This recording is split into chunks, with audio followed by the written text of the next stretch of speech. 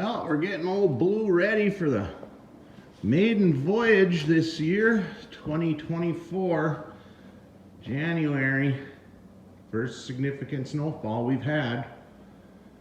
We'll see how the old LS tractor does. And I got the snowblower attachment with the quick connect skid steer style subframe. I'm going to pull her out in the snow here in a little bit. Here's Lola, just sitting and resting, waiting for another nice summer of cruising, sitting on the battery maintainer. Keep that old girl in shape. There's the loader attachment off the tractor. Doesn't work the best for snow. Yeah, there's my old locker. I'm assuming the snow blower should work much better. Take a look outside here. We got about 5 or 6 inches of fresh snow overnight. It's about 32 degrees out though, so it might be kind of heavy. We'll see. We'll give her a whirl. What do you think, Cletus? How's our first snow? So we got the grader playing on the corner. Well, here he comes. Here he comes.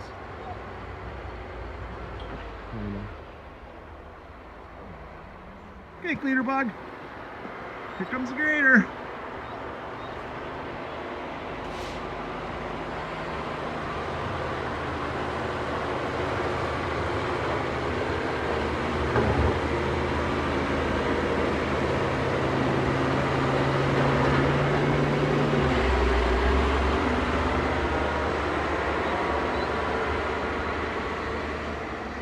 All right, Cletus. Go up steps in the house so I don't run you over with the blender. Well, here we go for the initial startup.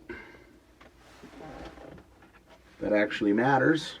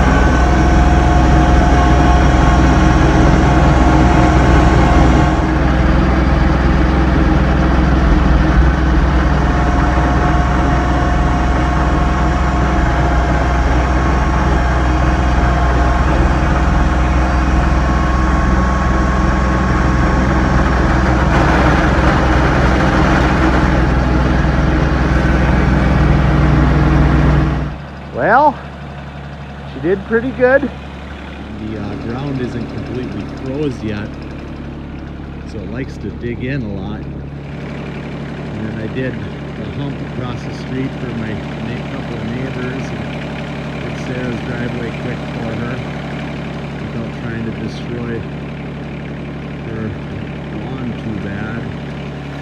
Overall, it was fun.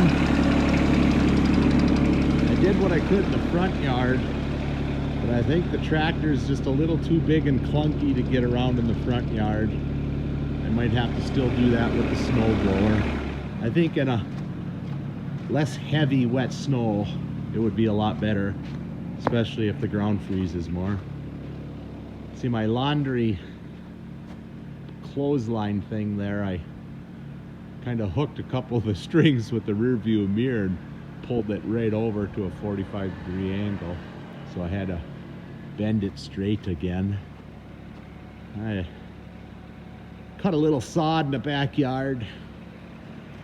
Anyways, I'm gonna head to the gas station and fill her up with some fuel and get ready for the next snow. Road trip to Provincino's shop. While we're out and about getting some fuel.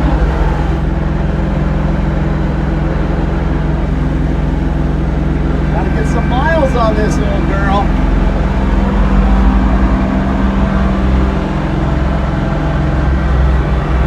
Woohoo!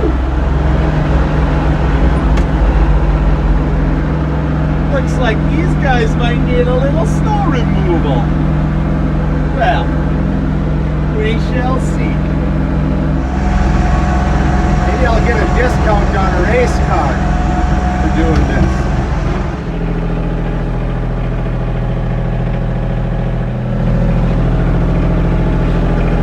All right, gotta head home. See you later, alligator.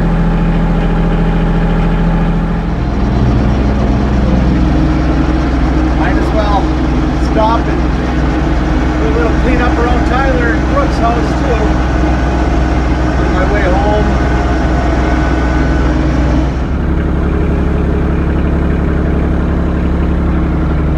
Looks like everybody's out having fun in the snow today.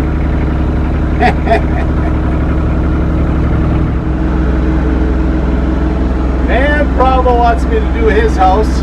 Looks like we got a nice fresh driveway there to attack.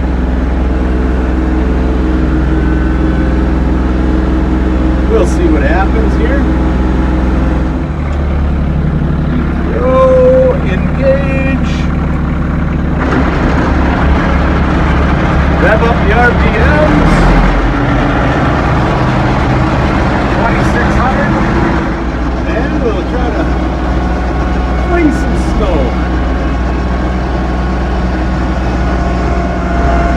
I don't know where any obstacles are in this yard. I hope I don't hit any race car rims or anything just laying around.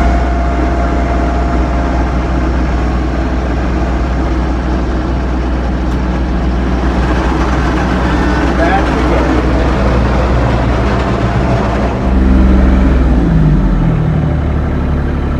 Well, it's like old Blue got another driveway all cleaned out.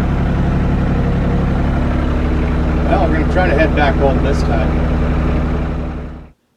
All right, well, old Blue is all done for the day. Swept it off with the broom and backed her in the garage. I didn't want to leave it full of snow. It'd melt all over, and Lord knows this garage, all the water runs right to the walls. We'll give her a little maiden voyage review here. First thing, it runs great. It really runs great. No problems there at all. It is a little noisy. You got to crank it up to 2600 RPM when you're running the attachments, is what they say. And it does get a little noisy in the cab. I had my earbuds in listening to music. Had to turn the music up a little louder, that's all. No big deal there. When you lift the snowblower up as high as it goes, it puts the front PTO shaft right there. You can see it puts a different angle in those knuckles and it gets quite loud. So when I back up, I found that I don't like to lift the blower up as high as I can because it doesn't get even louder. It runs much smoother down at ride height. The snow didn't throw very far out of the chute today, and I think that might be because, hell, right now it's 34 degrees out there, and the snow is really wet and heavy. I think on a normal snowfall at normal winter temperatures, I think it would throw a lot further, although it wasn't bad. Inside the cab, I'll go inside here and look. Got all these controllers up here. You got a 4-speed or a 3-speed fan with off, and then the heat you can turn on or off. And then you got different lights and windshield wipers sort of front and back. But the heat was quite warm. I had the fan on low, and I had to turn the heat off and then back on as needed. I think once again, probably because it was quite warm out. When it's cold out, I'm sure that heat will have to crank a lot harder. You got these new clear panels up front of the cab, which gives very good visibility. And even though it is great visibility, I did hook one of my mirrors on my clothesline and yanked the clothesline pole over at a 45-degree angle. And then when I was at Provenzino's shop, I did, on my side light here, I did hook that on a series of garbage cans that he had up against his shop, and it bent this bracket here backwards a little bit. No big deal, I just pulled it straight. But you can get in trouble in a hurry.